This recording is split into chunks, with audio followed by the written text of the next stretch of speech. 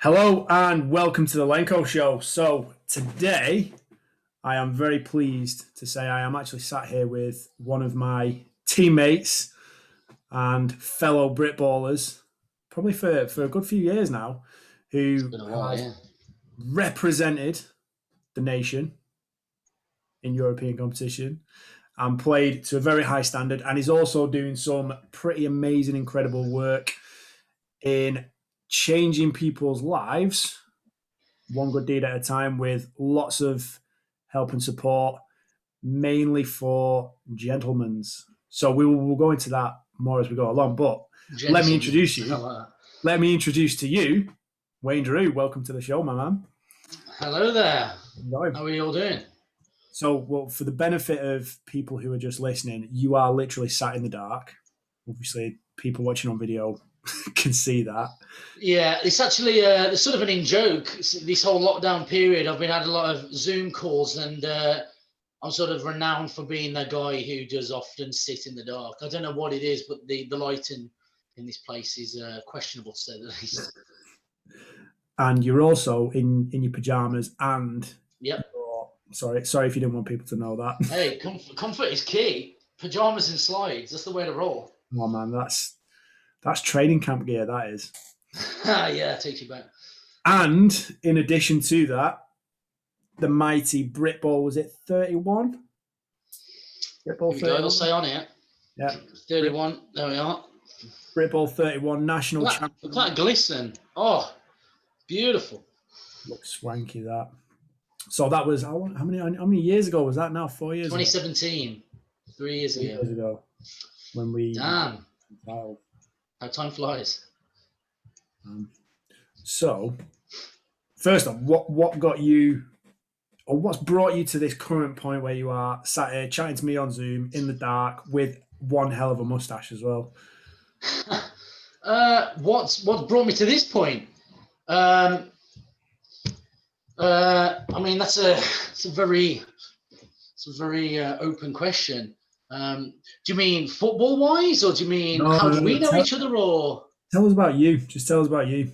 Me. What's got you to this point in your life? What have you been through? What have you suffered through? What have you triumphed in? Oh dear me, that's even wider. There's so many boxes to open there. I mean, my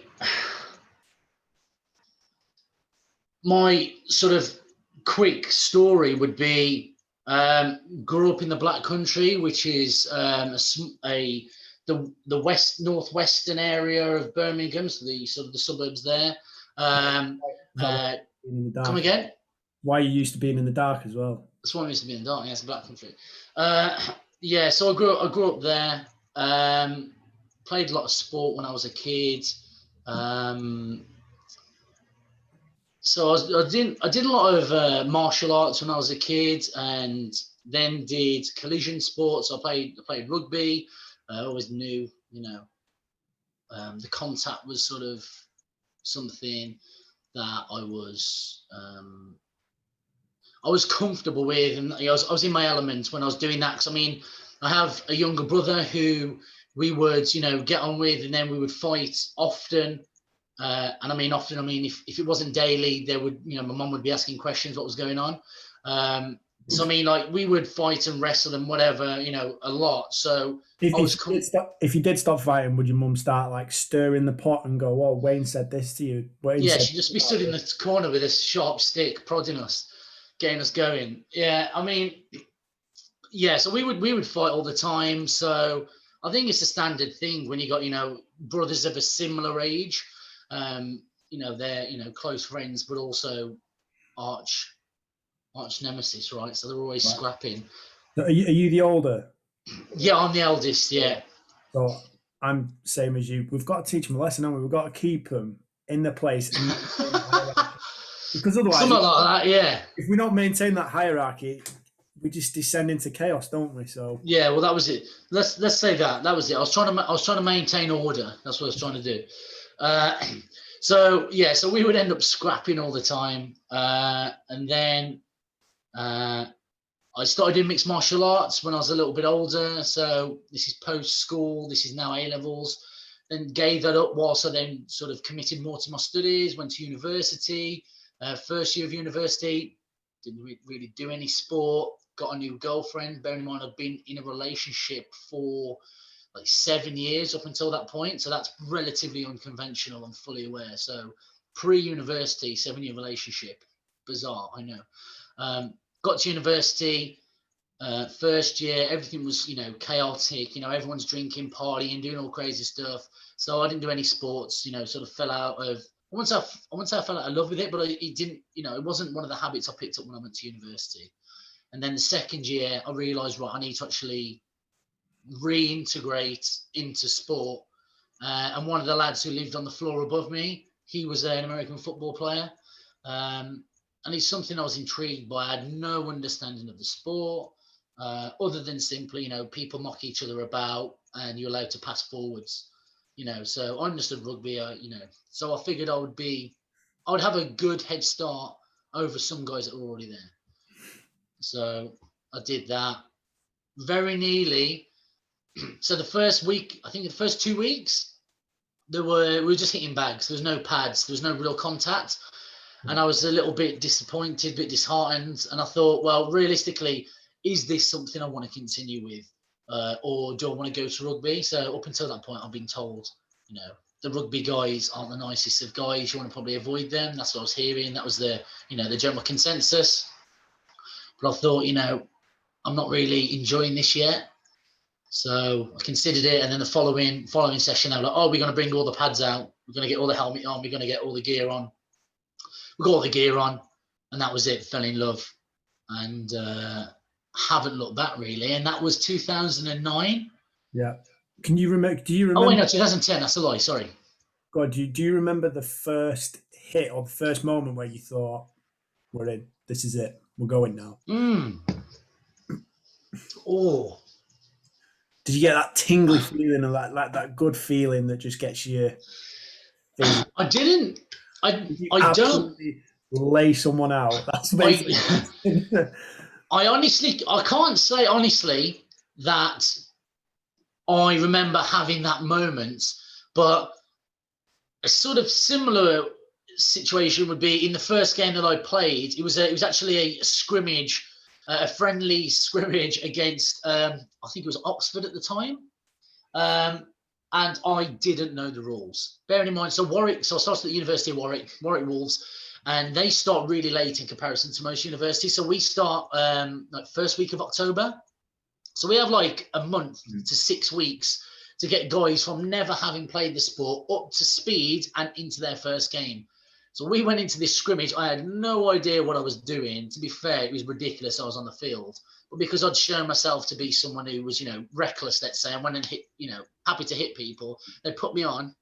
And I was on kickoff. And I absolutely sprinted downfield. The guy caught the ball and took a knee. Now, I didn't realise that taking a knee meant that was the play done. So as this guy was clambering to get up, oh, sorry, no, he didn't take a knee. Sorry, no, he was tackled. He was already being tackled, and he was climbing to his feet. And as he was in the, he just got upright, and I went straight over the top of him, and. If my memory serves me well, I absolutely laid this guy out. And like there was chaos. The flags were going everywhere despite it being a scrimmage. Like people lost their minds. My teammates were screaming, their teammates were screaming. And then we went to the sideline. I was like, I don't know what I've done. Like, what was wrong? And then my coach said, Wayne, that is completely illegal, but it was freaking awesome. Or words to that effect. He was he was a bit over the moon about it, was trying to keep it under his hat. So yeah, I remember that because that's a story that comes up every so often when people talk about, my history. That's quite an amusing one. Ignorance is bliss as well. Like when you can plead your innocence through just not knowing what was going on. And that was it. It was legitimately just, I just didn't know. And whilst inflicting maximal damage on someone as well, that's just not expecting it. Yeah, I mean, to be honest, it was completely unfair. Hence why the rule existed, but I was just completely oblivious to it. I mean, because what I will say actually, I do. So I play on the opposite side of the ball to you, or used to as a running back. And Used to. yeah, I don't do that anymore. I don't play there anymore. Oh, is this because of your ankle? Yeah, this is because my injury. Oh, I just dude, stick to kicking now. this is new information. No So way. so I just do the kicking part now. But when I used to play And running, do it well. Let's not just brush over that. not bad. But I remember I remember very, very few collisions. The ankle injury was one of them. That was But pretty significant, yeah. there is one other that sticks out in the back of my mind, and it was you at training camp a couple of years ago, actually. It was me. It was you, yeah. And Okay. so the circumstances for this. So, do you remember what was the name of the school that we went to do it? It was a boarding school. I just call it Hogwarts. Yeah, so we went to a Hogwarts type school. It is literally like Hogwarts, isn't it? So we The went. library was insanely good. It was so cool. Like Floating staircase. gold gilded stairwell handrail thing. It was another level, man. Posh school, nice school. Yeah. But it was an afternoon session. It was nice and warm, nice and sunny. And you know, we always do like a little competitive offense v defense at the end of a session. Mm. And we'd run through scripted plays, wouldn't we? Yeah. And I remember being in at running back, offset to the left side of the QB. Oh, you remember it vividly then? Okay. Oh, so clearly, honestly. I did not, for many, many reasons, I do not forget this. I don't forget this moment. And I remember looking at the line, because I knew my job. My job before the play was called, I was in there for pass protection. Okay.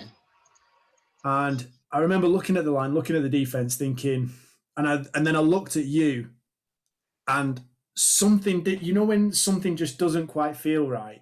And I could see the rest of the defensive guys to the left-hand side as well. And when you get a few chatty little DBs, like, because they know what's going on as well. So I thought, I'm being stitched up here. I was like, this ain't going to go well. Like, you were going to run some sort of stunt or blitz, and I was going to get annihilated. Game over. Literally, I looked at you and I thought, he's on his way. And I set myself. And remember, you must have had maybe a few yards worth of run up on me. You absolutely drilled me, and my feet were planted, but my upper body just got shunted backwards. And I remember the reason I remember it is because the entire right hand side of my body just got put on a massive neural stretch. Oh, damn! It literally went numb, and I had a tingling feeling for the rest of the training camp. And I was like, "Oh, damn!" I said to Hossack, I was like, I'm in trouble. I don't know. I literally don't know what's happened. Like, it felt horrendous. Oh, geez, dude. Yeah, that's the one other hit that I do remember. The rest of them were all bangs to the head, so they're all forgotten anyway. But yeah, naturally. Yeah. It's a damn. So yeah, that sounds pretty wild. Yeah, it was. Thank you. No worries. No charge for that. That's a freebie on me. Yeah, no. Then I remember the rest. I remember. I think I got up off my ass afterwards and looked at the rest of the defensive guys, and I was like, "Yeah, I knew that was going to happen." That's the thing. When you're in there, there's nothing you can do, really. I suppose as a running back, it's like, I've got to go. It's putting your body in the way, and the thing is, you're not like a typical lineman. Like, if we look at typical linemen, they're generally carrying a few pounds, aren't they? Meteor, yeah. You are lean, athletic, fast, powerful, and you pack a hit. You do pack a hit. Appreciate it. Cheers. Well done. So if we could spread that word to all the teams who are looking for DNs, that'd be smashing. Lean, but pack a hit. I'll take it. Yeah. Get that on paper. Quickness off the line. So your first game, your first scrimmage in American football. Yeah. Did you get ejected, or did you? No. You don't. I mean, they were just like, no, you're not meant to do that. That's naughty. This is what you should have done. And then obviously I learned my lesson, you know. And that's it. That's what the game's about. Learn and learn quick, right? Absolutely. Yeah. So you started playing at university. Yeah. And then like 2014, I went and played. So there were two lads at Warwick who were then also playing at Coventry Jets. So for those that don't know about University of Warwick, which most won't, it's actually based in the centre of Coventry. So it was only a few miles up the road. to go to Coventry Jets. RIP, Coventry Jets. Yeah. So, yeah, I went and joined that 2014, and then ended up playing for them for 2014, 2015, 2016. So 3 years I was at the Jets. We'll have played against each other a few times there then as well. Yeah, definitely. I remember you guys, so we were at the Sphinx at the time. I remember you guys rolling into town, and it was like you guys would come out, and then somehow some more people would turn up. So we've got our sideline of what I assumed was a normal squad size. And then what I assumed was your squad, the Knicks at the time, turned up. And then presumably the other half of the team, they then turned up. So I imagine it was like offense came out first and then defense followed. It was just insane. I'm pretty sure it was like twice the amount of people that we had on our sideline, on your sideline. And I was absolutely bamboozled how that was even physically possible, particularly given you guys were coming from Tamworth, which in comparison to Coventry was a considerably smaller town, or, Coventry's obviously a city. But so, yeah, I was bamboozled at how you guys were pulling people in. So I had, in the last year I was there anyway, we had some of the guys from Cov had gone over to Phoenix. And Phoenix was sort of growing at that time. It was, it was improving year on year. I think through the work of primarily Hoss, and all the strings that he pulled and got everyone involved and, so on and so forth. And I was considering going back to mixed martial arts, and properly committing to that in that the late end of that year. So in preparation, actually, so the university season ended and the senior season ended, and I was considering doing MMA. So I ended up dropping 10 kilos in preparation, which, for those that don't know, as an American football player, in particularly my position as a DN, as you've already said, you're meant to be meaty. I dropped 10 kilos. That was a bad move for a football player, and particularly my sport. So I dropped 10 kilos because I was doing mixed martial arts in that time. I was like, right, I'm either going to fully properly commit to MMA now, or I'm going to go back to football. But if I'm going to be going back to football, I need to be doing it, I need to be ticking boxes. I need to be, doing this properly. So that was 2016, October 2016. I was like, right, what am I going to do? And I thought, right, I'll give myself 3 years. And in that 3 years, I want to get a national championship and I want to play GB. Because up until that point, I'd had GB student trial, which was unsuccessful. So I was like, right, that's going to be the goal. GB, get a natty. That's it. Yeah. And so I was like, right, I'm not going to be able to do that at Coventry, because at the time we were struggling at Coventry. The coaching staff started falling apart. There was politics, as is standard in a lot of teams. And yeah, the team was crumbling from the inside. Although actually, we were performing well, but it was pretty obvious from the guys that were within that they knew that, it was going downhill. So I was like, right, I want to commit to football. 3 years. I know what I'm doing. I'm going GB. I'm getting a natty. That's what I'm going to try and achieve. I'm not going to do it here. Where am I going? I said, well, I'm staying local. I'm going to go Tamworth. There's no ifs or buts. It's got to be Tamworth. So yeah, went Tamworth, and ended up learning. Ended up getting coached, which was a game changer, to be honest. And Alan Steele, one of the first coaches I met at Coventry Jets, actually, and he was the guy who was, he was blowing my trumpet. He, me and him got on like a house on fire. He was saying big things. He had high expectations of me at Coventry. He then got involved in Tamworth too. Everything seemed to make sense, and then we went and got the national championship 2017. We had a great team. Yeah, we did. The guys in that team, that was a legitimate team. And the thing is, the best thing was the the tagline for that year. They don't know. Yeah. They didn't. Yeah. No one had a clue. But I'd like to. I would like to go into that a little bit more with you. So for me, like that was quite a long journey from me starting at university in similar circumstances to you. But I didn't play my first game at uni. Oh, I started training because it was towards the back end of the year. The playoffs were already going on, so there was no time for me to start playing or getting involved in games, even though I started going to a few training sessions. But why did you start so late then? Because for me, I actually started by accident. I was messing around on campus, filming a video to run for a position as sports secretary for one of the halls of residence. Right. And part of the video, the plot, was me being really bad at sport, and then getting some wisdom off one of my mates, and in a weird sense, it's a horrendously cringy video. But me getting some words of wisdom and then doing some sport really, really well. Yeah. And it ended up with me, I was just filming kicking one day. Kicking a ball 250 yards. Kicking a rugby ball through some rugby posts from the halfway line. But for me, that was no big deal. Like, that was just cash. Yeah, sure. Like, easy. And then one of the guys from the American football team was like, we could use you. So, like, yeah, dude, that's pretty legitimate. You should be kicking that ball more often. Yeah, so went down, tried it, got involved.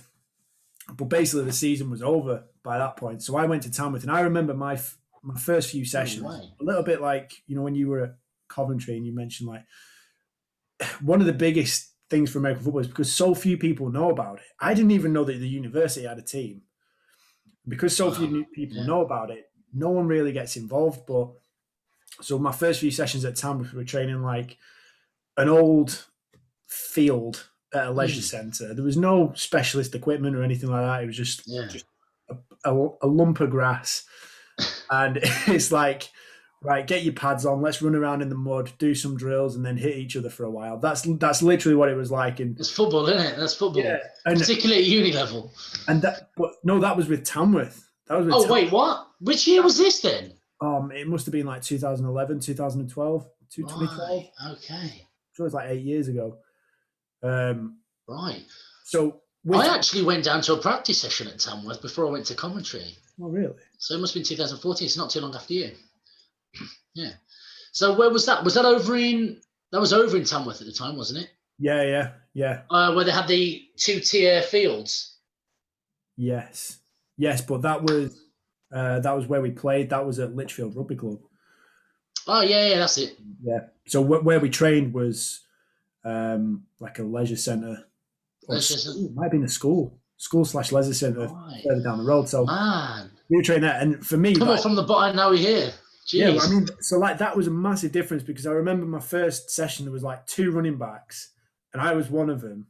Actually, no, I started as a receiver, and I went over to the receivers coach, and I went, "Oh, the coach has told me to come and play receiver," and it was Andrew Sweeney, one of the best guys I've ever met, great coach. And he looked at me and he gave me the full, like, kind of like look back on himself, gave me the up and down and went, "You look a bit more like a running back." And I was like, "All right, cheers." The eye test, there we go. Cheers. So I remember I played a bit of receiver there and then went to running back the next week. But that was literally, we had very, very small unit of people compared to when we won that championship. Yeah. There was like, we must have had about 70 players registered. Yeah, it was a good amount of fellas, yeah. 70. So for me, that was a massive transition. But I mean, what do you think? Yeah. What do you think? Because we were very close the year before we actually won the championship as well, weren't we? But what do you think actually created that environment and atmosphere for excellence? That's it. The atmosphere of excellence. I mean, to lead into that championship win. I mean, like competition. It's so often attributed to the players and having large numbers and stuff, but I feel like a lot of it is just bred from the way in which drills are run. The coaching mentality, the ethos that the that the leaders within the team bring to the table. So, I mean, you could have, the most competitive of players, but I mean, if the coaching staff aren't facilitating that, or they aren't fostering the environment within which these people can compete, if the drills aren't there to enable people to actually compete, then obviously you're not going to have that competition. So I feel like a considerable part of that was the coaching staff. I feel like something like Jason is, one of the most passionate dudes you're going to ever speak to, particularly when it comes to football. And, he wears his heart on his sleeve. So that is something that just breeds passion. When he's so passionate, starting every meeting with everyone in the room is just clapping like crazy, there's going to be energy, and bringing the juice. And that was a big difference. So, like when we go on like training camps and things like that, start of the year, you've got Jason in your defensive classroom. Then we've got Dan in the offensive classroom. Here is literally the opposite. Serene. So we're all sat there, like thinking we're intelligent men, intelligent football players. Like we're going to learn our playbook. We're going to do some studying. So we all sit down, we sit back, we pay attention, we look at the board and look at a few plays, and then in the next room over, you can just hear shouting, clapping, chaos, chairs thrown up against the wall. Yeah, you just imagine it's that kind of thing, like flipping tables and stuff like that. Dude, yeah, and that's the thing, man. Like that's all it takes. Just these little snippets of energy, and it just snowballs real quickly. All you need to do is get a couple of leaders on board, and those leaders will carry on, refueling that energy. And I think the whole juice points, massive, absolutely massive. And the mindset of certain things, put the motherfucking ball down. Yeah. That whole on defense, if you get your ass kicked, fine. Put the motherfucking ball down, try it again, see what happens. It's just that competitive element. I have just been pancaked. I'm on my back, I'm covered in dirt from head to toe. And but on top of it. Yeah, well, yeah, but there's more snaps to the ball. Put the ball down and try again. And it's that mentality, man. That mentality. It's, I don't know, man. I'm getting hyped up now just thinking about it. Looking at Stevie G and Stevie G going, yeah, put the motherfucking ball down. It just gets me rolled up.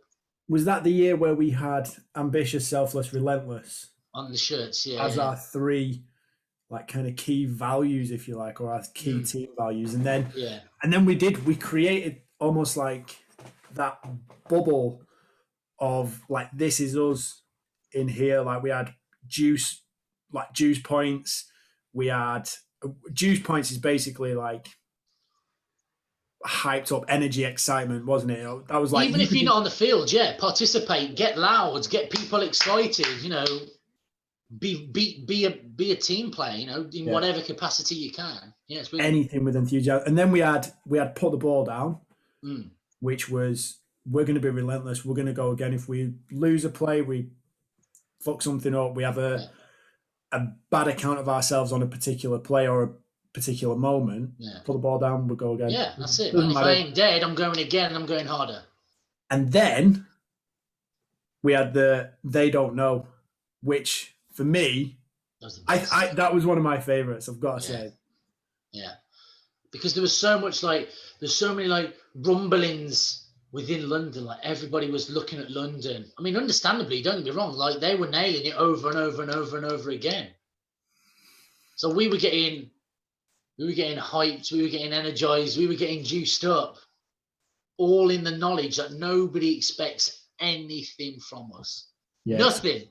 So I think the main football writers, double coverage, are they even a thing anymore? Do they still? I don't know. So the guy who runs it, I know he had a kid as Gridiron was coming up, and I think he started prioritizing more of his time, and they then took over. And obviously, Gridiron is run by a crew as opposed to a one-man mission. So double coverage, who were the main writers or main kind of commentators on our sport at the time, they did an official power rankings like every week, didn't they? and leading up to Yeah. the season.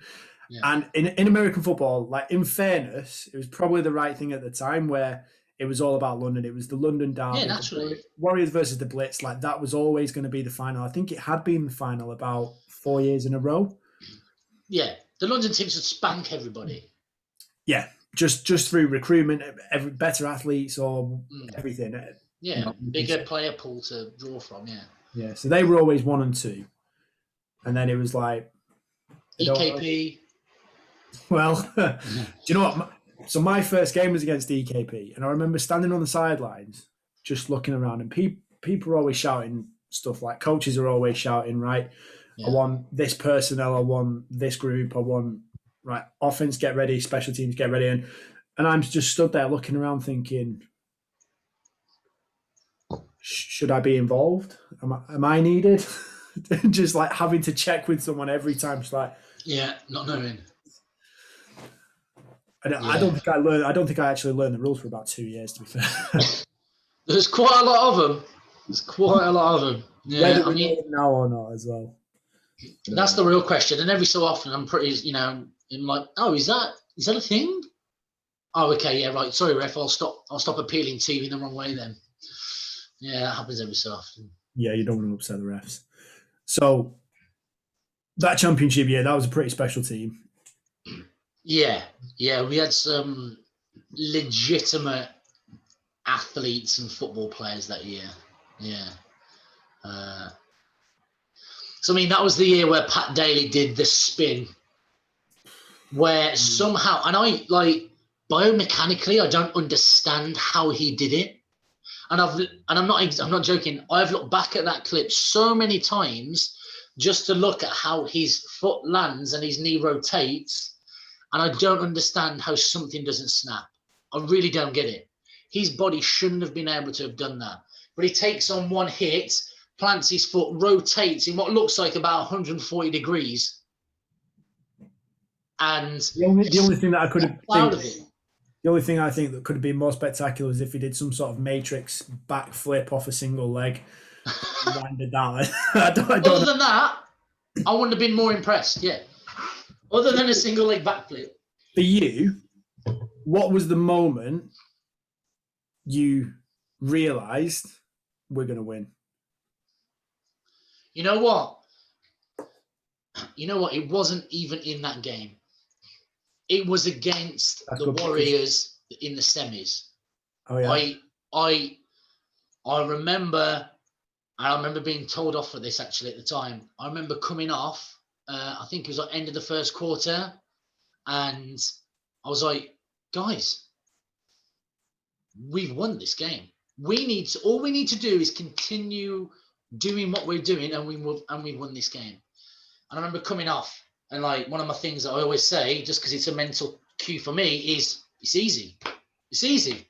I remember coming off the field, and for the one of the few times where I actually genuinely believed it, I was like, that was easy. That was actually easy. We've shut these guys down, and they get nothing on us. They cannot beat us. Like, don't get me wrong. Near the end of the game, it was a little bit more squeaky bum time, but that first half. I mean, as I say, I come off that first quarter and I was like, guys, this is easy. We've won this game. We've just got to keep pound the rock, and we've won it. So I remember, we were just, I mean, Hussey was burning guys on the outside, taking the ball deep, and we were running we were tearing those guys up. It was chaos. It was absolutely chaos. And they didn't know what to do. And very quickly, they started getting at each other's throats. And we could see that we were the better team on the day. And it was at that point when we were, and I don't use this word lightly, we were genuinely dominating. That first quarter, it was dominant. We were shutting them out and we were scoring TDs. And I was like, we are legitimately unstoppable right now. And it's a weird feeling, isn't it? It was so unexpected as well. For the London Warriors to turn up and for us to do what we did in that first quarter, that first half, it was, even I was surprised. I mean, our mantra was, they don't know. At that time, I was like, I didn't realize I didn't know. I didn't know that we were going to put up a performance of that caliber. I was honestly gobsmacked, and I came off so elated, over the moon, screaming, shouting, hollering, all that stereotypical American football stuff, and I couldn't have been more excited for that game. And it was at that point I was like, yeah, we're gonna win the championship this year. Yeah. I mean, And you then could have told me that would have settled me down a hell of a lot if you'd have told me. yeah, I mean, I was vocal. Maybe I should have put it into the right directions. My apologies. Maybe next time when we go for the next one, I'll let you know. Yeah, that'd be good. That'd be good. Because so I remember. I don't really remember much of that game. I remember a couple of little things, but Yeah, the main thing that I do remember is the week after that. So we had a week, like there was a week with no game, wasn't there? There was yeah, yeah, like a yeah. 3 week Semis, bye-week, before. final. Yeah. Yeah, And for me, the key moment was a Thursday night practice, and it was beautiful sunshine, like getting towards the back end of summer. Like it was around August time, isn't it? That's normally when it is. yeah. And I, Late August, early September. Yeah, and I remember, like, because obviously because of my drive to get to and from Tamworth, I remember, so like one of the first ones there, and I chucked my kit down, and I just stood around and did a bit of stretching, and one by one, people started rocking up, turning up, and everyone did the same thing. Everyone just kind of like popped the stuff down, got the gear ready, like, and it was such a weird feeling. And then when we go into the start of our warm up, where we yeah. break into the lines, and it's like, right, first line, go, and everyone claps. That first clap, that time in that You moment, just knew. everyone was dialed in, and it was such a strange. It was so comforting. Yeah, It was so weird. those moments are so rare as well. Yeah, yeah, It's where it's like not where it's not like an amazing performance you put on you, but everyone is on the same page in that exact moment. That's a really cool experience like to have had. it wasn't forced. It wasn't right. This is what you're gonna do. It was so relaxed. It was so normal. But I remember the fact it was that normal, and then it was that clear cut. Yeah. I remember it. I was like, shit, right, we're in. And it was Oh like, damn, yeah. These guys aren't playing. yeah. And Yeah. then obviously we go through, so like the pre-game the night before and the drills in the car park in the morning, which is always good fun just to keep you busy because it was quite a long time before we actually played, wasn't it? On the day. I'm trying to think. Yeah. Yeah. It was. Yeah, we were there for quite a while. And then we went upstairs and we did all the stuff in that massive hall. Yeah, everyone got changed in that big hall. And there was the bar in the back, I remember. Yeah. And yeah, we were there for a while. I remember at breakfast, so Jason says some weird things from time to time. That's fair to say, isn't it? Like he's very inspirational. Yeah. And I remember he confused the hell out of me at breakfast by telling me to see the invisible. And I was like, where the fuck do I start with that? See the invisible. I remember sat like scratching my head, thinking, like looking at my food, thinking, see what's and then he gave his roaring speech afterwards, and then that was literally it. Like we didn't have nothing else was really said. It was just game plan execution. Yeah. Do this, go. Yeah. So you won a national title. That experience was something else, man. That was, I mean, when we came back after the game into the changing room, I mean, I was beating up I injured my lower back in the semis, I remember. So in that final, I was struggling. I remember there was a few times I'm trying to get myself pulled out because I'm like, I'm not working. I'm hardly able to run. I remember Ben ran that ball back, and I was like, dude, you're gonna have to celebrate on your own because I mean, I'm struggling to get there. So yeah, we got into the when we got in afterwards, and like everyone was dancing around. Bearing in mind, like everyone's half naked, and this trophy's going around, man. That was such a great moment. That was such a crazy moment, man. I've never known that many people all to be in such high spirits at the same time. It was, yeah, that one will stick with me forever. I think that was a really cool moment. Special environment, that special moment. Really Definitely. awesome.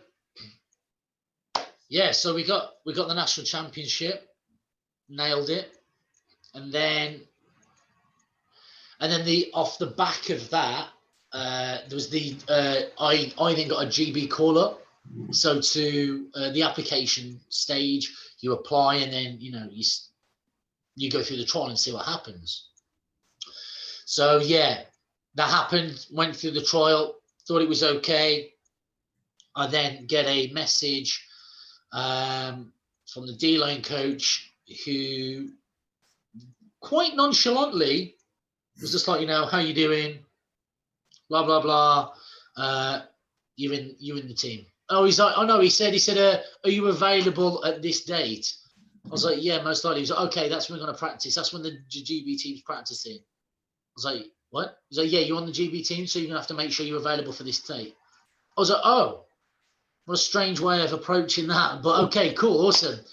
So yeah, that was pretty awesome. I was in high spirits, obviously, wanting to tell everybody, but didn't really have, I was telling people, I was enjoying myself. Yeah, it was great. So then we went and did the European Championships in Finland, 2018. So yeah, National Championship 2017, 2018 European Championships. So went out there, really cool experience. And so up until the Tamworth camps, like the professionalism of my football experiences was limited, let's say. Then we did the camps at Tamworth, and for me that was like, oh my god, this is completely different. Like, this is how they should be run, Yeah. And then we went into the European Championships, and they had the games, and then in the morning, Bev, the physio, the therapist, she would run you through a pool session. So you go through post-game recovery, stretching and stuff in the pool, and then sauna afterwards. So for me, that was just another level. And then the games we played, they were just, the caliber of athlete we were dealing with was just something that just blew my mind. Yeah, massive step up. Did you feel like big step up in terms of speed and intensity? I think that's probably the biggest thing to notice. Yeah, I've just realised I've jumped a step here. So before we went out to Euro 2018, we had the NEFL games with Tamworth, and the reason I bring this up is because when we went out to Copenhagen and we played the Towers, that game, I felt like a little boy. Because the guys I were playing against, the technique that they had was considerably better than what I'd experienced up until that point. And up until that point, I realized that I was getting by on my athleticism. I wasn't a technician, so to speak. I was limited in, the skills that I developed over that time. And it was quite apparent in that game. And then in the Euro 2018, same again. So every time, there's another rung of the ladder, it's like, getting your ass kicked again. It feels like, you're taking a step forward, and then there's a few steps back where there's the realization of, oh, I'm not that good. I've got to get better. These guys are quick. Fine, I can deal with quick, but they're also strong as hell, and they also know where to put their hands and where to sink their hips and where to do this, that, and the other. They understand the game. And, when this guy's done, they're going to bring out another guy who's exactly the same. Yeah. So for me, it was like, dude, this is just another level. I mean, when we played Copenhagen, I remember specifically there's a tight end there who was a relatively spindly guy. He was lean, but he's about 6'8". Yeah. I remember he trapped me on one play. Dude, I was like, this guy must be holding me, because there's no way I'm not getting off this block. And he wasn't holding me. He was just incredibly good technique. Hands inside, sink low. And I was like, I didn't know what to do in that case. I really had no idea, because I don't know. I was ill prepared, let's say. As you know, I think the score reflects it that we as a team were ill prepared for that game. I don't know about that. I think we just got introduced to another level of intensity, another level of skill, and I think it was a step up. I think Yeah, most definitely. Yeah, we big were as step. prepared as we could have been for the level we were at the time, and I mean, I think it was because it was fairly on in our season as well, wasn't it? I remember exactly what it was, if I'm I honest. think, yeah, because I think we played fairly on in our season, but for them, they'd played quite a lot of games Yeah, already. you're right. Yeah. So I think for us as a team and an organisation, we were probably as prepared as we've ever been at that stage of a season. We just got schooled big time. Yeah, we were schooled. We Better were schooled. better players, better athletes, and like you Yeah, said, better facilities as well. Do you remember that changing room, that whole facility that I had that was theirs? You know, pictures of the players on the walls and the jerseys and everything. That yeah, was a game changer for me. yeah, they did it right. They definitely introduced us to another level. But I think that's like for anyone to ever make progress, that's what you have to do, isn't it? You have to. Dude, yeah, if you don't get knocked down, you don't have to get back up and realize, damn, there are bigger, stronger, and faster people out there. So yeah, I mean that was a massive, real quick, real steep learning curve. Um, and so yeah, I got on it after that and started, working on my technique a lot more. Realized I couldn't just, burn people off the edge and do this and that. I had to actually, learn a lot more. Well, I And I think did. that's the other key as well, isn't it? Like you have that moment of realization, and then it's like, well, what are you going to do about it? Precisely. Yeah. Most people will sit around and think, shit, they were good, and then it's like, right, back into my bubble. Yeah. Whereas the way you actually move forward and make progress is you go, right, well, shit, I need to do this, this, and this. I need to step myself up and improve myself by doing some very specific things, like probably small things, I assume. Yeah. Yeah, that's it. You just gotta just take those, just take each day by day and make sure you're doing something each day to get better, right? You're not gonna you're not gonna become like a considerably better player overnight. So as long as you've got that in the back of your head, which is an incredibly important part in any sort of process, any journey of success, having the fact that you are not going to immediately see you are immediately not going to see what you can reap in this moment. You've got to wait until you've sown enough before you're going to be able to actually reap that reward. It's so important. So yeah, I was like, right. I remember telling a friend of mine, I was like, yeah, I'm going to be in the best shape of my life. And I remember really deliberately saying this to him, looking him in the eye and saying, yeah, in a year's time, I am going to be a better athlete than I've ever been. And then went and hit the gym, and yeah, I came back better, I came back stronger. And yeah, daily working out, just being committed to it. And the key thing is, there are so many days where you think, I want to put this crudely, you think, fuck this. It's not worth the struggle. Yeah. There are just some days you just wake up and you just think, dude, can't be asked today. It's raining, or there's some reason to not do what you ultimately want to do. Yeah, there's always a reason. There's always a reason, right? There's always an excuse. So if you're looking for that excuse because you're focusing on the negative right now, I can't be arsed on my ankles playing you up a little bit, or I'm a bit tired, I should probably, do this instead. You're always going to find that excuse. I remember Martin Hilton said that to me. He says, if you look for an excuse, you're going to find one. So don't bother looking. And that stuck with me. And he said this years ago. That was a really impactful thing. So don't look for excuses, because you're always going to find one. That really resonated. So yeah, went and hit the gym, got better. And then 2018, we did the European Championships, as I referred to. Played France, got my ass kicked. Big boys up front, let me tell you.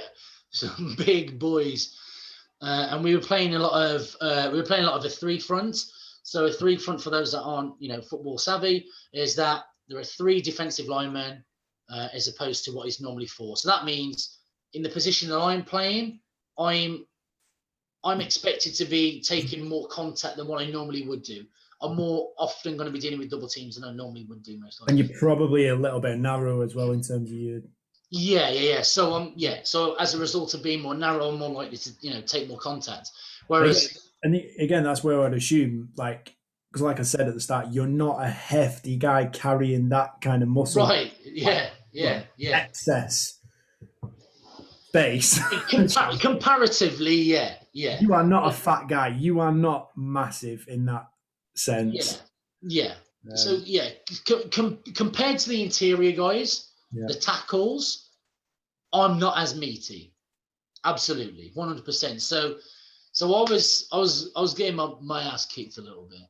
Yeah. So I remember there were times where my technique wasn't right, or there was a mental error, and I was getting blown back. And I was like, dude, I should be able to get around this. I should be able to deal with it somehow, do something. But those guys had the power, they had the speed, they had the technique. Again, another step up, man. Team France, they aren't playing. They are not playing around. That is a good football team right there.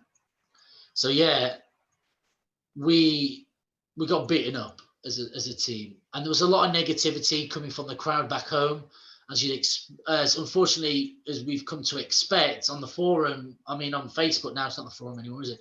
On Facebook, everyone was trashing the team. Now, for me, that was my first year with GB. For me, that was really heartbreaking, man. Like, this is my first year I'm representing my country. For me, it was like, dude, this is awesome, man. People are going to be proud of this team. We're going out there. It's the European Championships. And the vast majority of the comments, from what I recall, was, or maybe it was just the ones that resonated with me, those that are focused on, I don't know, but there's a lot of negativity coming out of the the home camp. So that was something I realized, which was, for all the positives that come out of, for all the positives that come out of, Britball, there's a lot of negatives there. There's a lot of trash talking. Yeah. I think, do you not think that's with, mainly American football in particular? I know there's negativity everywhere if you look for it, but mainly American football in particular, you've got a lot of guys who, they sit around, they commentate, they like to think that they can do better.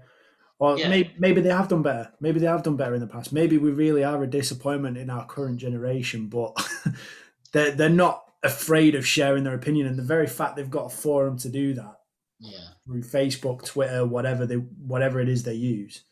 Yeah. What's frustrating is that in that moment, that all that negativity is literally not helping anyone. You saying, oh, GB is shit. I could have done better. My nan could have done better. Pointless. If you've just gone into a game and you've got your ass handed to you, you've got your ass handed to you. You're not coming out of that game thinking, God damn, look at this guy. You're thinking, shit, I need to step it up. We need to get better as a team. We need to do something. We need to find the edge. You're not coming out of that, dick swinging, thinking you're God's gift. You know. And for people to just be loading it onto you, it doesn't help. Really doesn't help. So how would you? Sorry, just like don't carry on, please do. How would you deal with that now, knowing what you know? How would you deal with that differently now? Like, let's say you go through a similar situation where you get your ass handed to you. Yeah. Would you do anything differently? I'm trying to think of what I did at the time. Because I know for myself, like I've been in similar situations to that myself with certain performances or things that I've done. And one of the things that I kind of do is go into a bit of a cocoon where I will shut off social media. I'll turn everything off. And I won't pay attention to it whatsoever. Yeah. And I'll just go back to, right, well, what are the key things that I normally do? Yeah. And I'll just go and hammer those, and I'll hammer them. And when I feel like I'm maybe open to looking at some criticism, or because like you say, the main thing is when you get your ass kicked or you do something wrong, you don't need telling. Yeah. Now, where there's constructive criticism, I'm open to that. Yeah. And I think that's a really essential thing as a player or as somebody who's looking to grow in any aspect of their life. You need to be open to that criticism, which is going to, facilitate your growth. But when it is just people unnecessarily and nastily, spitefully saying stuff, it's just a reflection of the character of the individual. So now I'm a bit more aware of that. I'm a bit more savvy of, people are spiteful because they're spiteful, as opposed to they're spiteful because I'm shit at football. Yeah. You know what I mean? So I hopefully this will serve the listening people well. Oh, here we go. I read a really good quote the other day, which was, "Do not take criticism from someone you would not take advice from." Yeah, absolutely. I can't remember where I saw it. I wish I could attribute. It may very well have been Brené Brown. She's Possibly. she's an American psychologist who studies shame and guilt, and she's absolutely incredible. And she actually references, was it Thomas? Who was it? Oh my goodness, that's embarrassing. I think it was Roosevelt. She might have referenced who and the quote, and I'm going to absolutely butcher this. The quote ultimately says, you shouldn't be taking advice from somebody who isn't willing to be within the arena. If somebody is willing to stand in the arena, irrespective of whether they come out successfully or they perform well, or whether they come out covered in blood, tears, and debris, that individual should be respected simply on the efforts in which they've participated. And it's so easy for someone who's unwilling to step into that arena to sling dirt into that arena. So if people are slinging dirt and they're not willing to step into the arena, don't listen, man. It's exactly the same sentiments. It's that's another one that really, really resonated with me. I like that. So it's, you put yourself out there, and if people want to sling dirt, let them. Just, be happy, be proud, stand there covered in shit, because if people are going to sling it, some of it's going to land on you, right? So be it. Just go out and do you. Yeah, that's it. I mean, ultimately, they've got to have the shit to sling at you, haven't they? So, yeah, they're in a world of shit. So let them throw it all they like. Yeah, I hear that. I hear it. So I've got to say, you're definitely, just based off that there, you're definitely a very knowledgeable, smart, intelligent person. What have kind of been some of the key lessons that have developed that? And as we'll go into in a bit, your interest around psychology, mindset, and oh dear.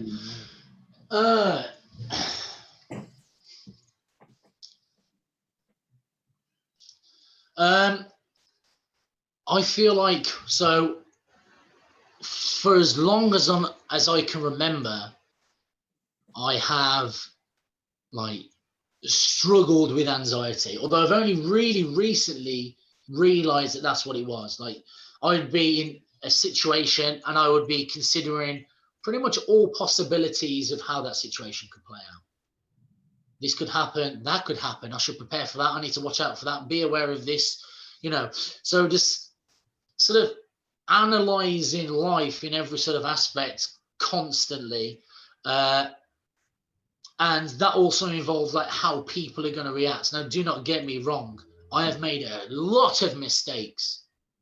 This analysis is in by no way, shape or form accurate. Always, no way, shape or form. I have made a lot of mistakes, said a lot of silly things, hurt a lot of people.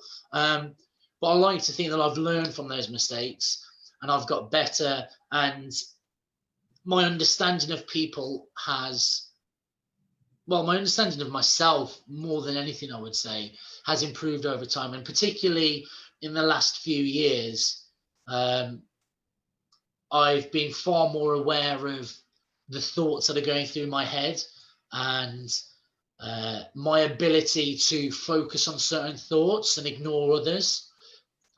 Just because, the average person will have negative stuff and positive stuff coming in, negative thoughts and positive thoughts that you can't control. Like, you cannot control what's going through your head. And with meditation, you can appreciate this a lot more. What you do have control over is the thoughts that you focus on. And that's sort of like, that's had a very, very,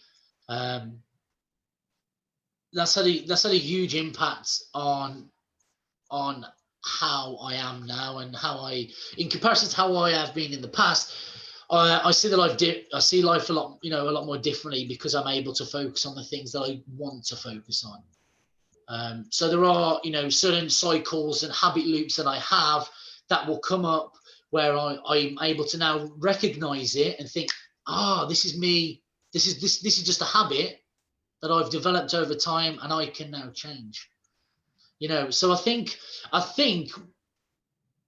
it was just through, me being anxious, thinking about all possibilities and doing that. And then I started reading up about Buddhism about 5-6 years ago, and learning about compassion, and learning about, I actually did A-level psychology, and we looked at the ego then. Although, whilst it resonated and I understood, and, I understood bits, I didn't fully really appreciate it.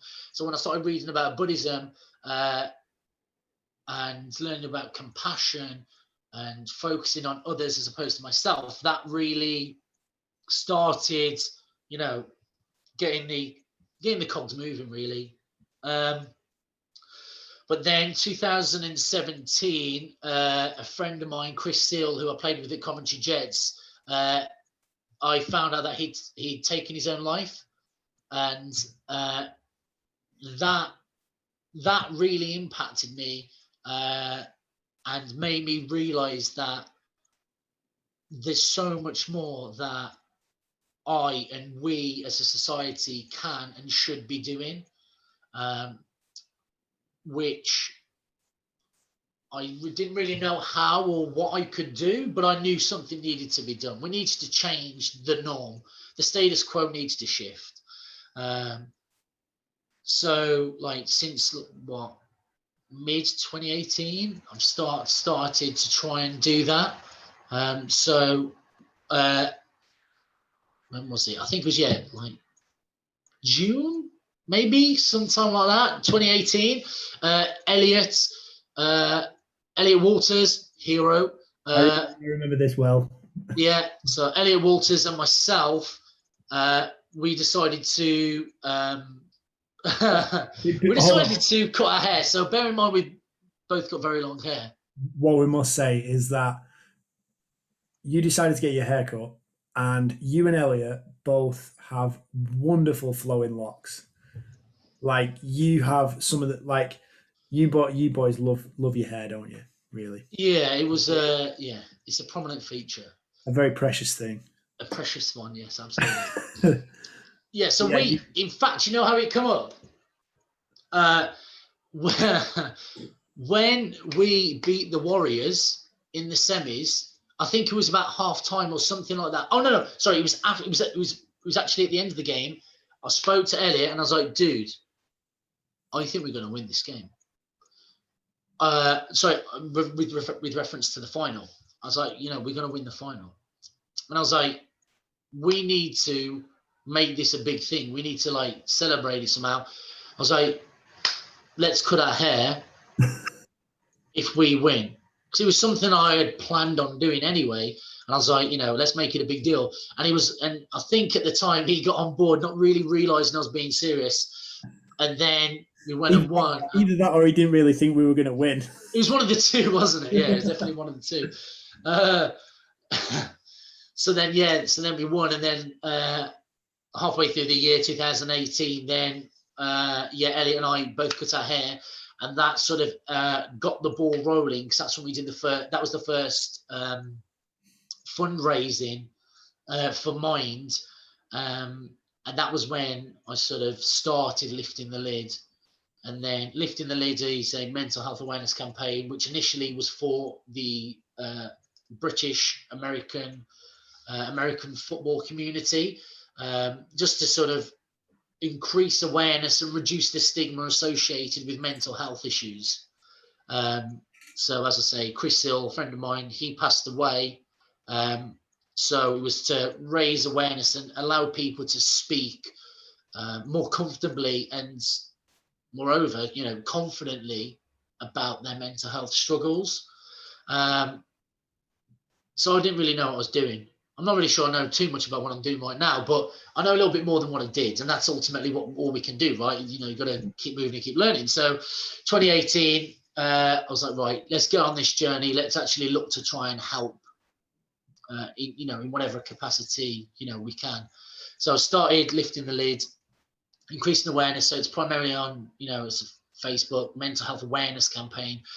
So making people aware of mental health issues, how to recognize them, and to reduce the stigma, as I say. So I've been doing that since 2018, and yeah, there's like 3,500 people now on Facebook who see the content which we put out, which is talking about anxiety and spreading kindness and being aware of other people's struggles and demonstrating compassion.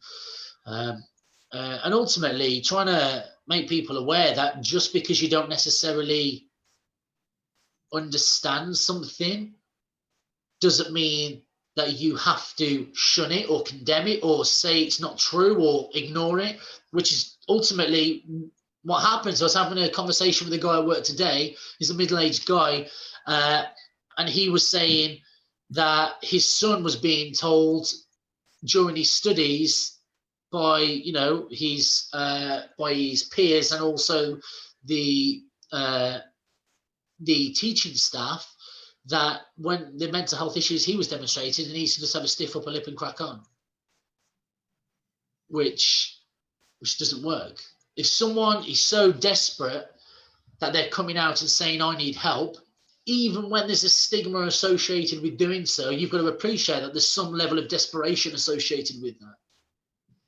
If someone is saying I need help, you've got to listen. There was a post on Facebook I saw 2 days ago where a girl was saying, a girl said, my brother came to me and he was upset and saying he was struggling mentally. And I said to him, you need to just pull yourself together.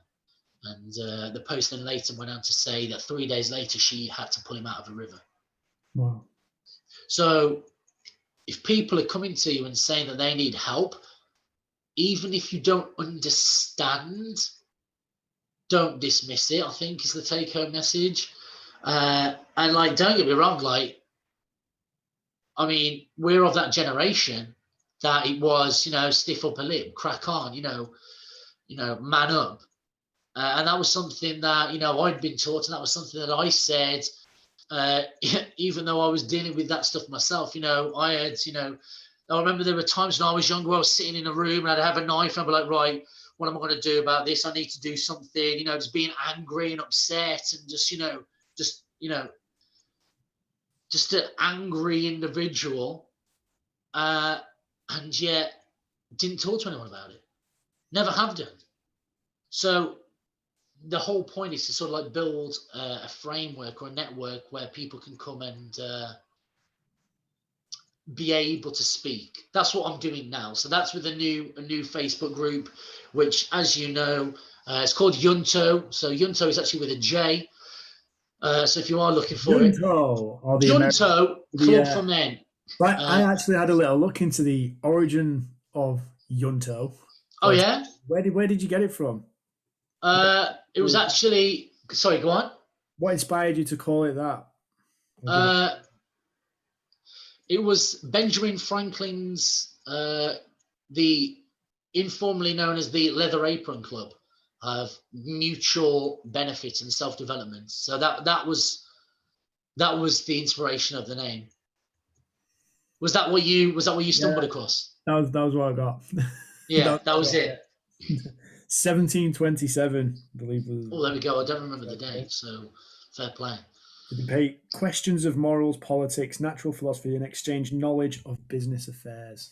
There we go. So there is overlap. So I mean, granted, that was only of like 12 individuals, but the idea with this group now is to act as a framework, specifically for men to come together, and the group is to act as a safe space for for guys of all different backgrounds to come and talk, to come and support each other, and to act as a network, which I know a lot of people do not have. A lot of people. I had a guy earlier today message me saying, Wayne, and bearing in mind, I've not spoken to this guy for probably a year. Wayne, you were the only guy that I thought I could talk to. And this isn't a one-off. This happens maybe once every month, once every 6 weeks. Someone will message me, Wayne, this is crisis time. I don't know what to do, and if this is happening to me at this rate, it makes me wonder, like, how many people are just getting to that exact same situation where they think, well, who can I look to? Who can I speak to? And then concluding, no one. Right? Yeah. And so the group is there to act as a framework for people who are, desperately looking for someone. They just need some help in whatever situation it might be. If it is mental health awareness, if it is in mental health issues or struggles, or dealing with anger, which is what somebody's spoken about within that group, or whatever it might be. If people are looking, to get motivation, working at the gym, or any sort of aspect of life that they're looking to get some help on, get some wisdom, get some support, that's what the group is for. So it's completely open to everyone, all creeds, all races, all backgrounds. Doesn't matter who you are. If you're a dude, get involved. That's what it's about.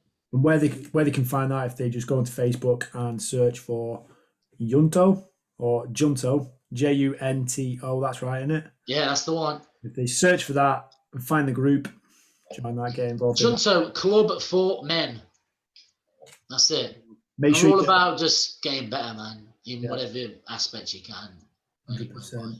I think just to add a little caveat on that as well, I think for anyone who does get approached by someone, and one of the reasons that I think maybe people don't discuss it, or they kind of just brush things off, is because they don't necessarily know how to deal with it themselves. Like if someone comes to substantial need for help and a bit of an outcry for, like, I'm dying on the inside, like I need to talk to someone. If you get someone who comes to you like that, the only thing, or the number one thing that you can do for that person is just sit and listen.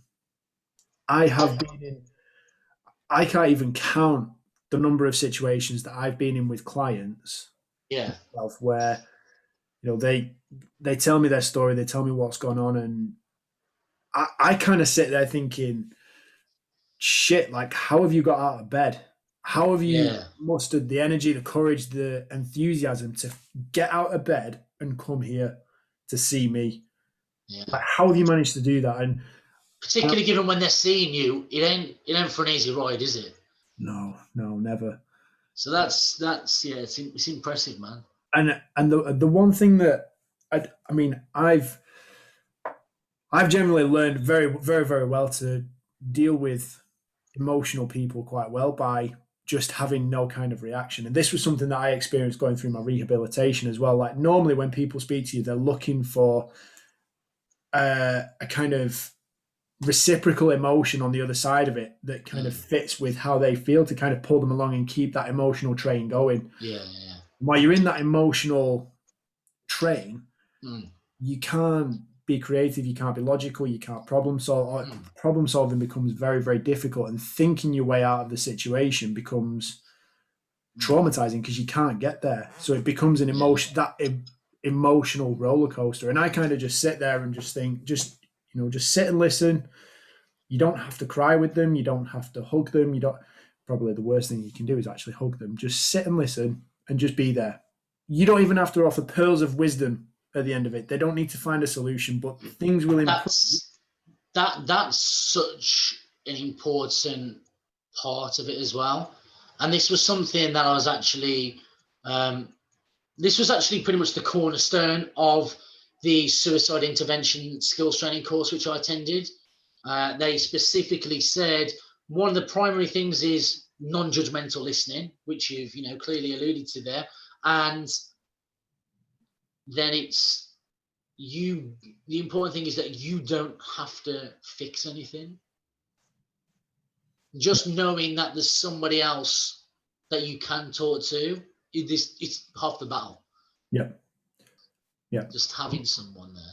One of the things that's actually helped me with my mindset and helping me deal with people who are going through that is remember that when the person is speaking to you, they are not broken. You don't need to fix them. They're not broken, so you don't need to fix them. And you know they're not broken because they're there in front of you and they're speaking. They're talking to you. They're elaborating on how they feel. They're elaborating on their emotions and what's going on. So everything's working. It's just not working in the right direction. Yeah. Absolutely, man. Absolutely.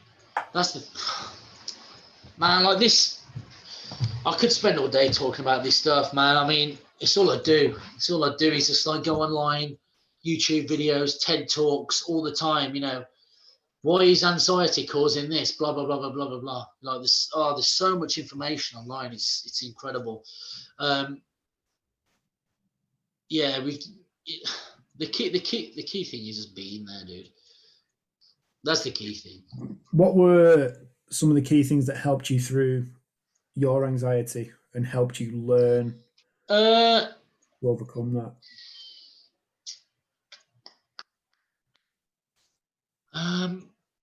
I think being able to actually realize that it's something that has developed, or at least for me, or at least now this is where I'm currently at.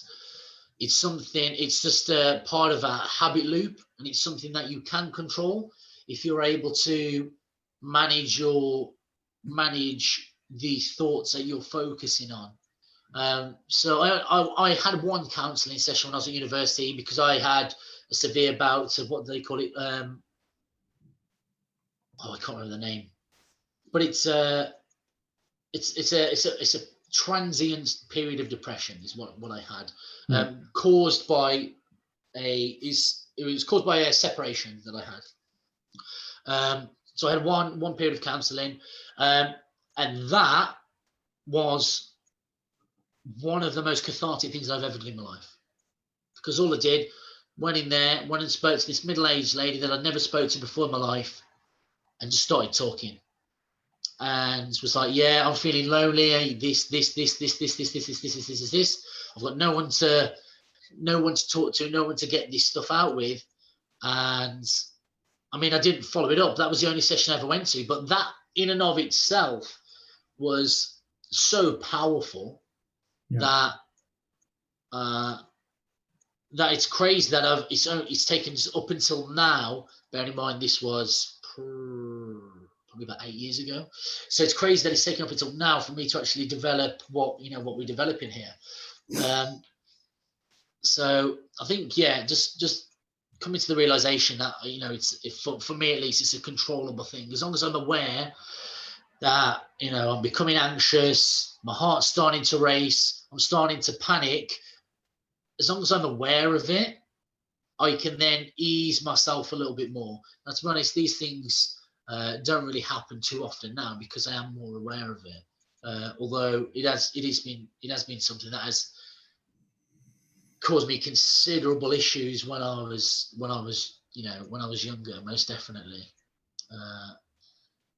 And just like reading about it and researching it, it's definitely helps. So that's why I'm sort of doing this now, because I mean, it's quite obvious that there's a lot of people who could have benefited from knowing this earlier, myself definitely included. Yeah. So it's almost like the how many is it the 12 steps to overcoming alcoholism? Is it 12? The 12 steps. The first one. What's the first one? Well, no, isn't like acknowledging it. Isn't like one of the final ones helping someone else? And I think, Oh, is it? I mean, I have no idea. I don't know, I think that's part of it, but I mean, it makes sense if you're trying to build a network or an environment like that. Then yeah, you'd want people going back and helping others. yeah, I'm sure that's part of it. But so if you can create an environment where, you know, you're helping other people, but they're helping other people as well. And Yeah. ultimately, like, you know, when we spoke before about Tamworth and, you know, our national title winning season, you know, if you can create that environment for success and that positivity and that positive energy, like, shit, you become unstoppable then. Absolutely, man. That's what it's about. Change the game. Change the norm. Yeah, that's what we're trying to do. In any capacity whatsoever, man. Yeah. You know, sport, you know, well, your physical health, your mental health, and, you know, in any way, shape, or form, man, just helping people get better. That's what it's about.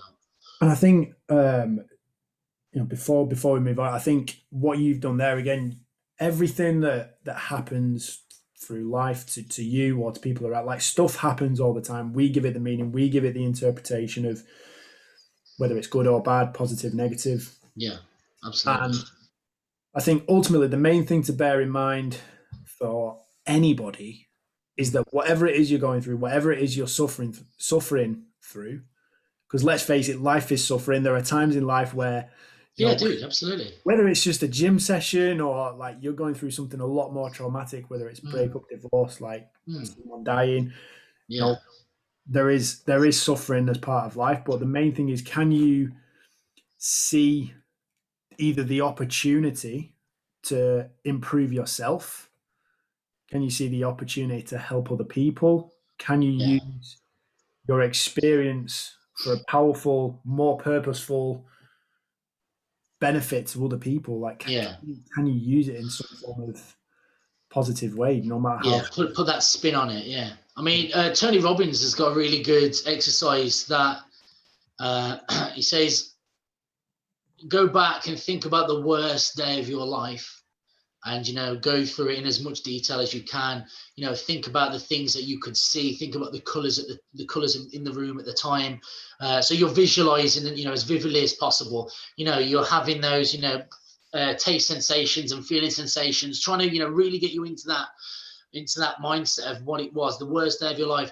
And then also consider, how was that the best day of your life? Now, it sounds incredibly ridiculous and counterintuitive on the front of it, but if you can draw some positive lessons from the worst day of your life, you know, thereafter things are going to be, you know, plain sailing in comparison. So yeah, if you can find the silver lining, if you can find that nugget of positivity, that nugget of goodness, to find those lessons, as you say, you know, sky's the limit. You can do anything, right? Have you been to Tony Robbins? Have you been in? Oh no, I would No, love to, but no. I'd recommend it. You did it?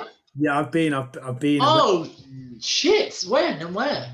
It was Unleash the Power Within in. Hold on, because I've got the booklet down here. I was reading. Oh my goodness! Wow. There you go. There's the booklet. Got a couple Crikey. of pages. That looks well read, mate. Oh, mate, honestly, it was very well used. Wow. I can tell you exactly when it was. It was just before we started pre-season training for our national title winning year.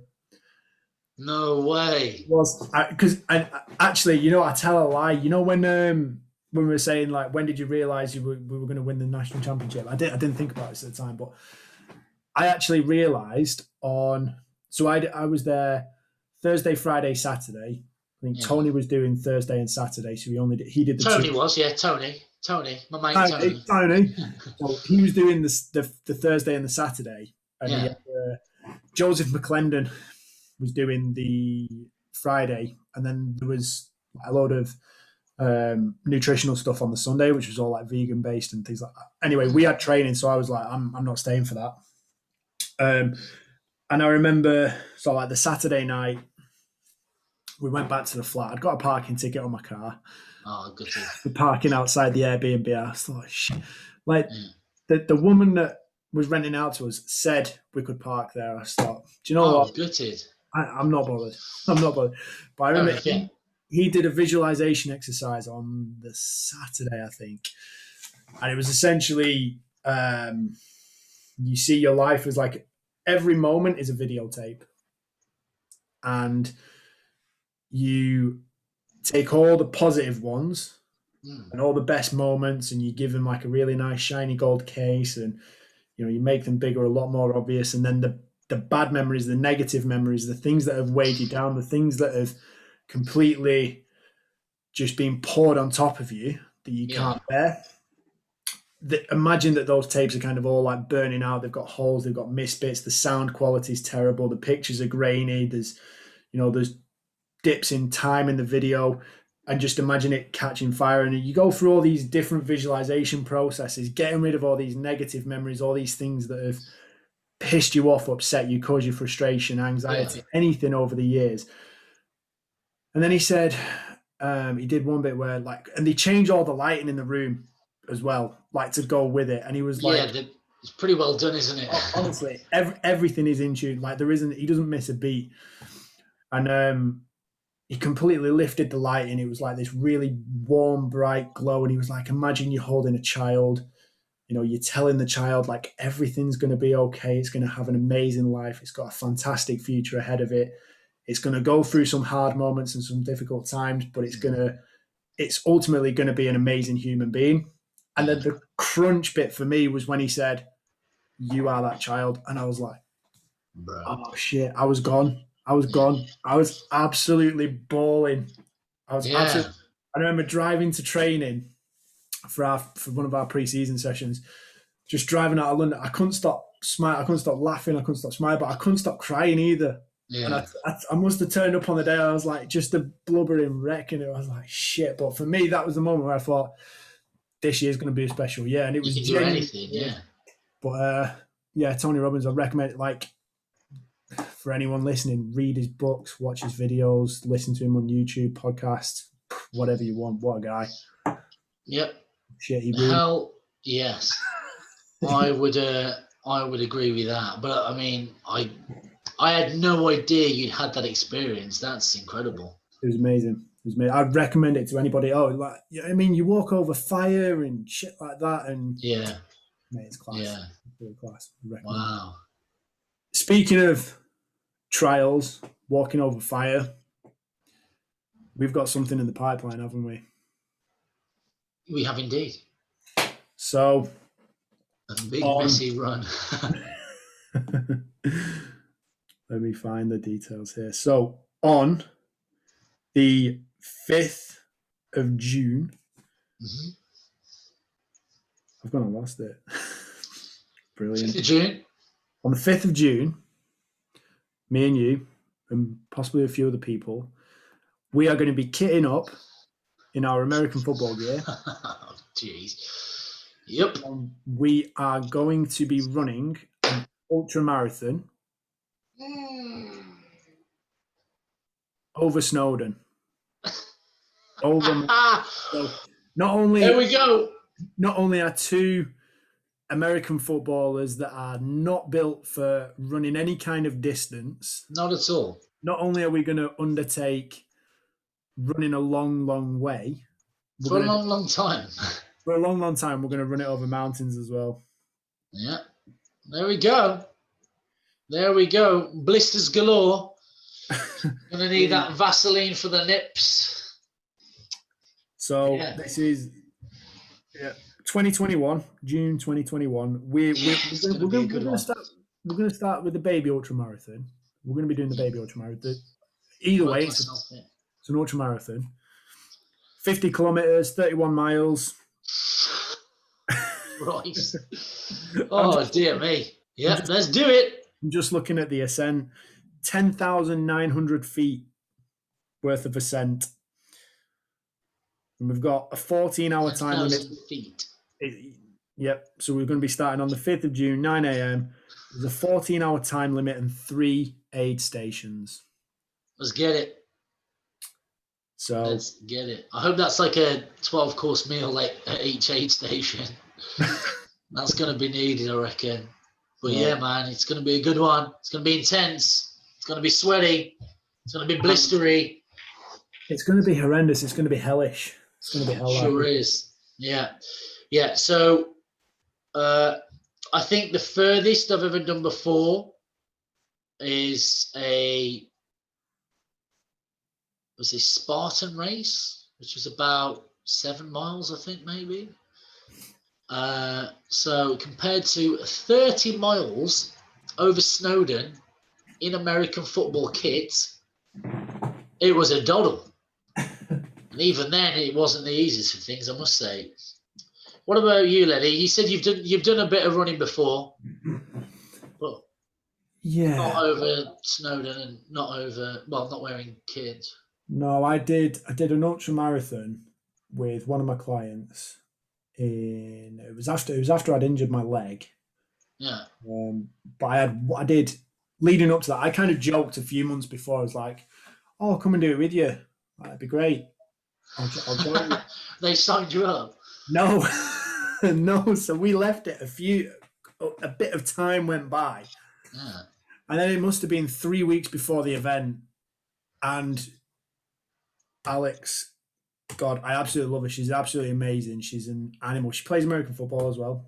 Oh, nice. For Leeds, and she is strong as well. She probably fits into our category of you wouldn't look at running. You wouldn't look at Alex and think she runs ultra marathons. Yeah, she's lifting weights. Yeah, not a distance runner. She's power athlete. Yeah. And she said to me about 3 weeks before the event, she was like, "You remember when you said you'd come and do this run?" I was like, I'm stood there with my iPad just writing down the weights that she'd just squatted. And I'm like, dude. Yeah. I was like, I knew where this was going. She was like, "Well, are you going to do it?" And I was like, well, isn't it your set? When is it again? I was like, let me check the dates. Jeez. And I did. I checked the dates because it was the time of year that I think I had to check it because of football and things like that. So I checked the dates, and it worked. Yeah. So I think it was the race was on a Saturday, and so I had like 3 weeks of preparation, or 2 weeks of preparation actually. That's gnarly, dude. To get ready for this ultra, where I did one training run of 7 miles. And that was it. I did one training run of 7 miles. Thought that's good. And the only reason that I did that was because I had an hour in my day where I could go and do that. So I was like, right, I've got an hour now. I'm going to run. Wow, dude. See what I feel. And then that was it. And then I remember we got down to the hotel on the Friday night, and I remember sitting in my room thinking, what am I doing? Like, I might actually not be able to finish this tomorrow. I thought I might literally fail at this. I might fuck myself. I set off. Oh, this was a mistake as well. Honestly, I learned so many lessons that day about how not to do an ultra marathon. So good. I need to write these down. I'd had a previous experience before where I was going to be doing a marathon with a client. Yeah. And we didn't end up doing it because she got injured and pulled out, and it just didn't happen. But whilst we were training for that, I said to one of the guys in our gym, I was like, "Oh yeah, I'm doing a marathon." He laughed, obviously. That's a good sign. And then he was like, "Oh, I'll do a training run with you." And I was like, "Right, okay." And again, we didn't have much time for preparation. So it was like, right, well, let's do 13 miles on Sunday. Sure. The same Sunday where we'd been in Tamworth, we'd done 2 double sessions back to back on a bye week. So about 5 hours worth of American football training in kit, in the heat. I'd not eaten. Oh. I drove back to Wakefield. I'd probably had a bit of water, a little bit of hydration, not eating anything. Jeez. Got out of my car, put on my running shoes, and we set off. And it was a 6.5 mile, 7 mile loop. Yeah. We got round once. It's like, brilliant. We're making good time, good pace. And then we got halfway around the second lap and everything cramped. The sun had gone down. It was dark. Everything cramped up. Both legs, front, back, quads, calves, hamstrings, the lot. Muscles you didn't even know you had cramping up. All of it was gone. I couldn't move. I was literally dragging my legs along. Oh damn. saying, dude, I need some help. Like, I'm gonna have to. And I remember kind of like just shuffling. I was in so much pain. Yeah. It was just everything was cramped. So I was like, I You're need. not selling this to me, Lenny. No, mate. Honestly, we'll be fine. We'll be fine. But I remember kind of thinking, I need sustenance. I need to Yeah. go into a shop, buy a Lucozade, guzzle it down, and eat a Yeah. packet of biscuits or something. So we found there was a Tesco Express about another half mile down the road. So we kind of plodded on, and we got in there. And when he saw me in the light, there was no color in me. My head, I was grey. I was completely gone. Oh, Eyes were damn. glazed over. The woman at the shop, I just kind of banged Lucozades and everything. And she was like, "Are you okay?" And I'm like, Damn. "Just give me that." So anyway, had that. We walked back to the cars, and I remember getting into bed that night thinking, "Shit." You're a dead man. But yeah, so anyway, that was all a great learning curve in preparing me for what was going to come. So I knew that going into this ultra, the only way that I was going to not finish was if I didn't have the food or the sustenance or the energy supplies to keep me going, to like stay hydrated. So I filled a rucksack. I shit you not, I filled a rucksack. I had about 4 bottles of Lucozade Sport. I had a couple of litres of water. I had about 2 packets of Jaffa cakes. And I think I had a few other things in, like a serene, like a malt loaf type thing. Serene. Oh, Serene and Jaffa Cakes. They're the go-to every game for me. Yeah. So literally, and I was so out of place. I looked on the start line around all these bandy runners who'd got like the long compression socks, really short shorts, vest top, like running hat, sunglasses, and a camelback. And then the little slither of the syrup thing that they. Yeah. That. So they've got like a camelback or maybe a little sports bottle. And here I am. I look like I was going for a hike through the Himalayas or something. Like I look like I was going away for days. And I'm wearing like long baggy shorts, like baseball cap, sunglasses, long t-shirt, and literally, honestly, it was so. They must have been thinking he's gonna die, and I was carrying, must have been at least 10 kilos for the first. So I remember Damn, dude. Alex's partner was going to meet us at the checkpoints, and about 10 minutes before, he was like, "I'm not going to be at checkpoint 1. I'm going to go back to the hotel, have a kip because I've been like basically up all night." So I was like, right, shit, I better carry some extra stuff. So come off it. Set off, had to ran 20k with this rucksack. Remember when we got to checkpoint 2, he said to me, he was like, so actually, not 5 minutes before the race, he said, "I need to tell you something." I went, "All right, what is it?" He went, "You're carrying too much." And I was like, "Yeah, I know. There's no choice at this point. I want to make sure I make it. Even if I'm walking at this point, I want to make sure I make it to that second checkpoint." Yeah. So I knew if I got there, I was going to be fine. Sure. So I got to the second checkpoint, and he said, he was like, "Do you want to get rid of that rucksack?" And I was like, "Yes." So he just gave me the camelback. We filled the camelback up, popped that on, bagged the Lucozade in there as well. And I went, "Oh my God, I feel so light." And I was bouncing. Yeah. And I set off, and we carried on with our pace. And I was like, I just wanted to go. So yeah, that was the main thing. Fuel up. Yeah. Make wow. Sure I got it. I mean, that's a pretty solid story. I think I'll most definitely take that advice. Fuel. But no, rucksack. I mean, how else are we going to be doing that then? Like, if we can't be carrying a 10-kilo rucksack over our pads as well, that's going to be awkward. Yeah, I think we're going to have to think about that. We'll probably have to. Like a drone. Bringing packages. You know what? If we could have a drone just dropping stuff like. Could you imagine? That'd be awesome. Care packages in Call of Duty or something. There you go. You got it. That's what we need. Wow. Yeah, but I mean, I've got a few people that I'll be speaking to about ultra eventing and stuff like that. I'll get some tips. Nice. I think that's necessary. Anyway, can you tell the people why we're doing it? Why are we doing it? Yeah, what we're doing it for? Who? We're going to be raising money in the process. We're not doing it out of self-indulgence. I'm going to be raising some money for the Lifting the Lid efforts. raising some money so we can ultimately continue on doing what we're doing. So we're in the process of organising these applied suicide intervention skills training courses, and this is going to contribute towards the funds that are necessary to get that going. So we're gonna get some courses done so we can get coaches within the American football community the necessary skills to help perform interventions for people who are considering suicide, or have suicidal ideation, planning suicide and those sort of things. So yeah, we're gonna get a course going. And so yeah, watch us suffer indeed. in the race, so people don't have to suffer outside of it. That's it. I think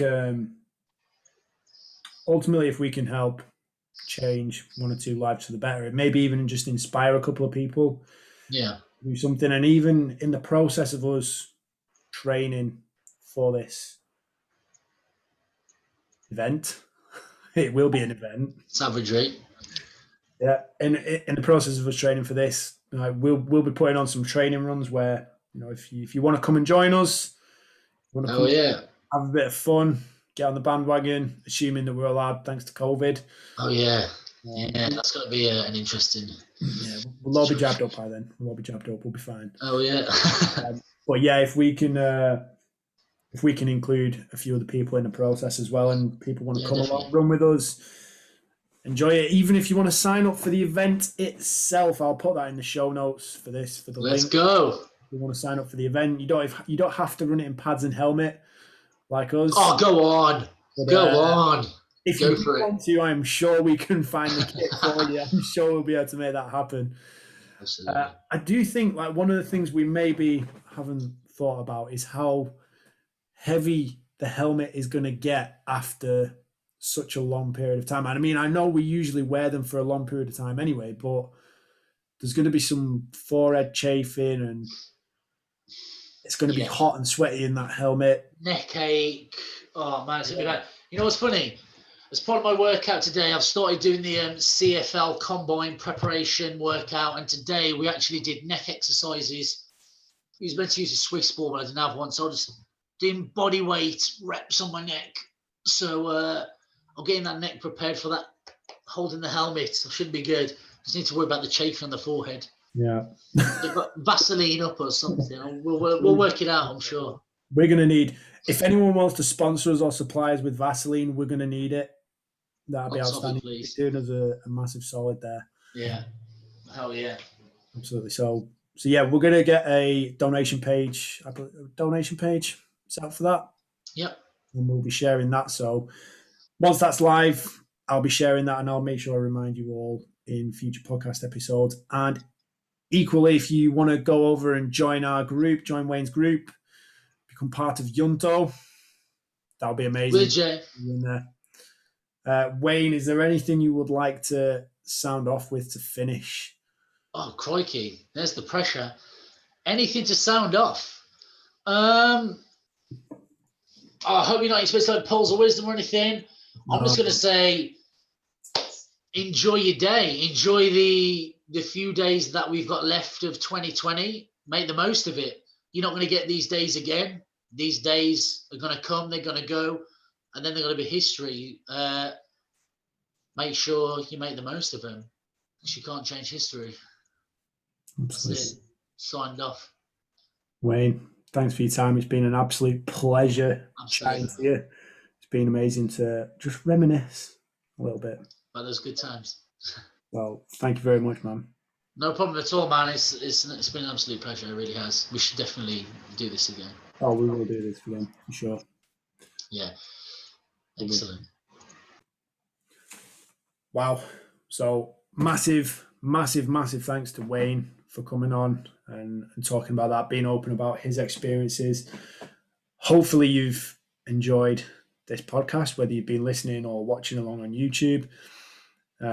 Make sure you either get into the group on Facebook, Yunto, Junto, go and find that through Facebook. Join that group. Be a part of that if you're a dude. If not, if you're a female, or even if you don't want to be a part of that, then stay mentally dialed in, stay focused. Make sure you don't let your thoughts get the better of you. Speak to people. Go and find someone who can help. Have a conversation about it. All right. We don't want to be losing any more people to mental health or suicides, or, we need to stamp that out as quickly as we possibly can, because life is to be enjoyed. So keep doing that. Go and enjoy it. Stay safe, stay fit, stay healthy. Keep crushing it in the gym and have a damn good time while you're doing it. If you want to get in touch with myself, you can drop me an email, alex@lenkohq.com. And again, obviously, find me on Facebook, LenkoHQ on there, and Instagram, or Alex Lenkowski Performance on Instagram as well. And until next time, actually, no, I have a couple more really, really, really good guests lined up as well. So if you think that with Wayne was just what you needed, we also have a couple more lined up along the similar lines to that. So keep your eyes and ears peeled for those, and I will see you again soon. Lenko out.